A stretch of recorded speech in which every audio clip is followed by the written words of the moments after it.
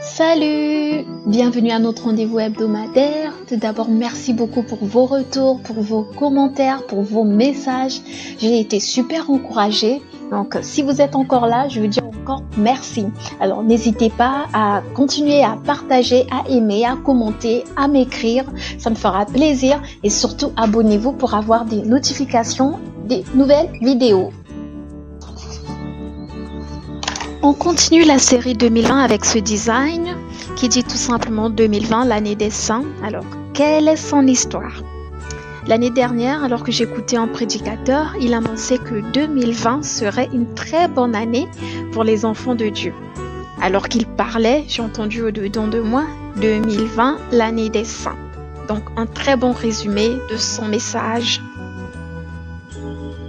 Savez-vous que c'est dans les moments les plus sombres de son histoire que le peuple de Dieu, Israël, a été délivré de la main de Pharaon en Égypte?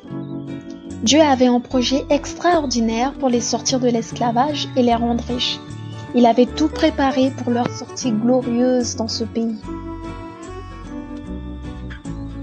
Voilà ce que la Bible dit. Donc, dans ce passage d'Exode 3, à partir du verset 19, c'est Dieu qui parle.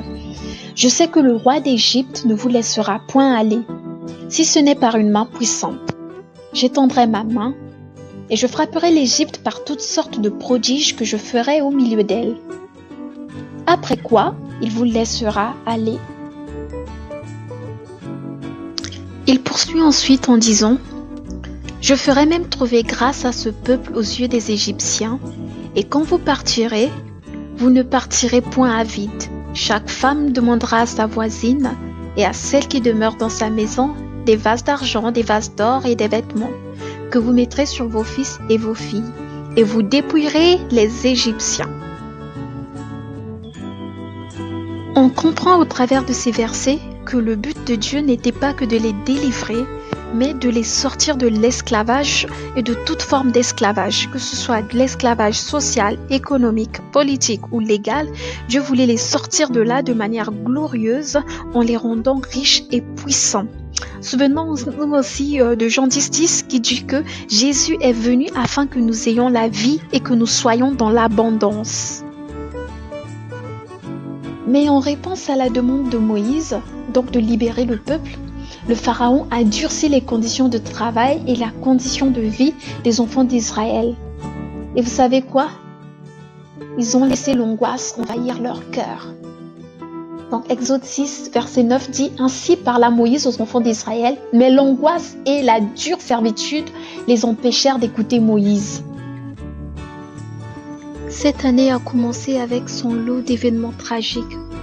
Quelle est notre attitude face aux moments de souffrance que nous traversons? Écoutons-nous encore Dieu? Avons-nous oublié ses promesses? Avons-nous changé notre affirmation, notre déclaration ou nos proclamations? Avons-nous oublié toutes les déclarations faites en début d'année? Pensons-nous encore que ce soit une très bonne année pour nous, une année de grâce, de bénédiction, de perfection? Il y a un endroit où les enfants de Dieu résidaient en Égypte. Ce lieu s'appelait Goshen. Savez-vous qu'il y avait quelque chose de particulier par rapport à cette ville? Cette ville était épargnée de certaines plaies que subissait l'Égypte.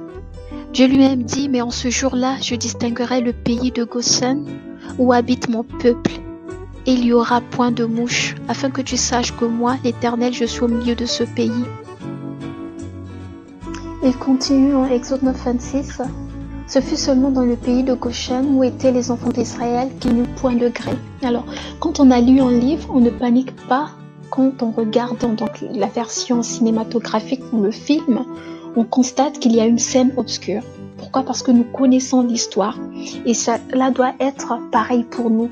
Quelles que soient les scènes que nous traversons, nous connaissons l'histoire car la Bible la raconte. Dans les moments difficiles, dans les moments de chagrin, dans les moments de grande souffrance, dans les moments d'épreuve, n'oublions pas de nous réfugier à Goshen, ce lieu de repos, ce lieu de réconfort, ce lieu de consolation pour tous les saints. Une fois n'est pas coutume, l'afficher, c'est l'affirmer. Alors qu'est-ce que j'affirme quand je porte et que j'affiche 2020, l'année des saints? 2020, l'année des saints, veut dire que je demeure à Goshen. Et je le fais par ma prière, par ma foi et par la déclaration, la proclamation de la parole. Quand je déclare 2020 l'année des saints, je déclare que mon sort ne sera pas le même que celui de cette génération, que celui de ce monde, que dans le malheur qui frappe ce monde, Dieu va me distinguer, que Dieu va me mettre à part, que je ne laisserai aussi aucune situation m'ébranler, que je ne laisserai pas la peur m'empêcher d'écouter et d'entendre sa promesse, que c'est une année où Dieu va me faire justice. Et ainsi, parce que je connais la finalité, je ne laisserai pas mes circonstances, mes situations actuelles changer mon affirmation, changer ma proclamation. Parce que je sais que je vaincrai. Je suis à Goshen. Quelle a été votre pensée pour cette année 2020? Avez-vous changé votre discours à cause des situations que vous avez déjà traversées?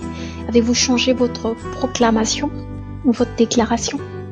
Dites-moi en commentaire comment vous faites pour toujours aligner votre parole, votre pensée, votre cœur à la parole de Dieu, quoi qu'il arrive.